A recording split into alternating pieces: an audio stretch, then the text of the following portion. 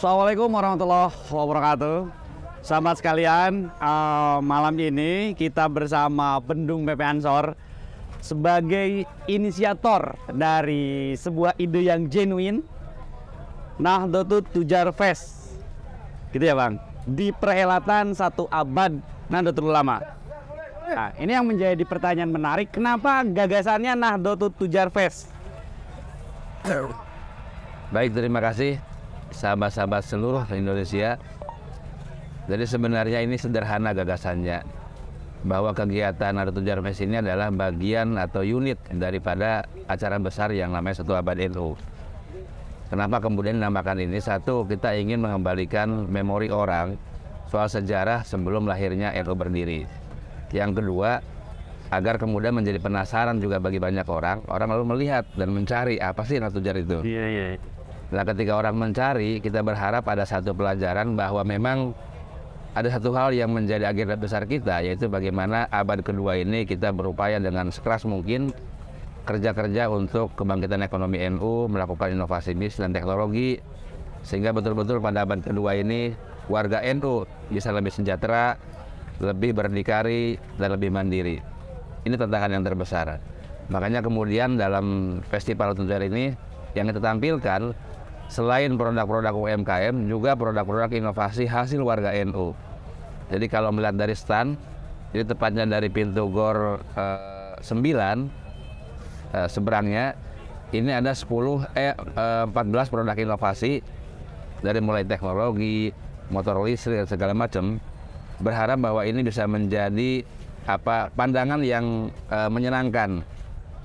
Harapan kita bahwa semua bentuk-bentuk inovasi warga NU ke depan akan semakin berkembang dan mendapatkan wadah yang bisa mengapresiasi karya-karya mereka. Dari 14 stand inovasi itu warga NU? Warga NU. Oke. Selain warga NU, keterlibatan dari pihak-pihak lain di festival Nahdlatul Tujar Fest ini? Ya mungkin kalau secara keseluruhan pasti warga NU ya. Macam-macam. Ini mungkin juga sebagai informasi bahwa stand ini ada 5 zona. Jadi zona yang pertama adalah alun GOR. Ini ada kurang lebih 140 stand. Kemudian zona yang kedua itu alun-alun. Ini sudah main seminggu sebelumnya, ada 150 stand. Kemudian yang ketiga zona lapangan poli ada 60 stand. Yang keempat zona gedung dinas sosial ada sekitar 36 stand. Dan terakhir yang kelima adalah gedung BPKD ada 14 stand. Semuanya kurang lebih 450 stand yang kita siapkan untuk memenuhi kebutuhan usaha perekonomian warga NU maupun masyarakat Sidoarjo secara khususnya. Selain mengingatkan kembali bahwa basic warga NU itu adalah saudagar sebagai ekonom kan begitu. Juga ada ikhtiar mensejahterakan warga sekitar. Ya. Ada target lain nggak? Ya, kita ini punya tiga highlight ya. Jadi yang pertama adalah soal 100 tahun yang sudah berlalu, yang kedua 1 abad sekarang, dan yang ketiga adalah menuju abad kedua. Nah, jadi target terbesar adalah sebenarnya ya tadi, karena NU ini kan didirikan oleh 3 trilogi saya menyebutnya. Ada 3 pondasi dasar yang melahirkan NU. Yang pertama adalah Nahdlatul Wathon, Nahdlatul Tujar, Taswirul Afkar. Tiga-tiganya ini kan harus paralel, sama-sama kuat, bekerja bareng. Nah, kita berharap bahwa abad kedua Nahdlatul Wathon atau atmosfer lembaga pendidikannya makin kuat, makin modern, makin bermutu. Nah, yang kedua juga abad kedua bisa melahirkan para pemikir-pemikir besar yang berkontribusi besar bagi kemajuan NU maupun bangsa dan negara, Taswirul Afkar. Dan yang ketiga adalah kita berharap bahwa ada gelombang kebangkitan ekonomi warga NU. Dari mana? Dari mulai yang sifatnya usaha-usaha individu menjadi usaha-usaha kolektif, lalu menjadi usaha-usaha berbasis korporasi. Dari usaha-usaha yang sifatnya sektoral, parsial, menjadi usaha-usaha yang bersifat ekosistem bisnis, dan seterusnya. Nah, sehingga ke depan kita berharap sumber daya manusia bisnis warga NU juga akan meningkat.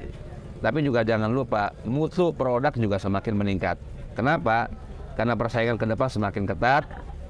dan kita memang berkewajiban untuk memenuhi kualifikasi dari sisi mutu produk dan sumber daya manusianya. Oke, ini perkembangan semakin ketat ya Bang. Iya. Kemudian kira-kira warga NU sisi kualitas dalam urusan bisnis butuh ditingkatkan nggak sisi kualitas dia? Ya tentu sangat butuh ya, tapi kita coba mengkirakan kalau kita melihat misalnya selama pertumbuhan 100 tahun ini kan mesti masih terdiaspora ya, menyebar kemana-mana. Tapi kalau kita melihat banyak sekali sekolah-sekolah MTS, kemudian SMK, Aliyah, Sanawiyah yang juga punya banyak produk-produk unggulan, terutama inovasi di bidang teknologi.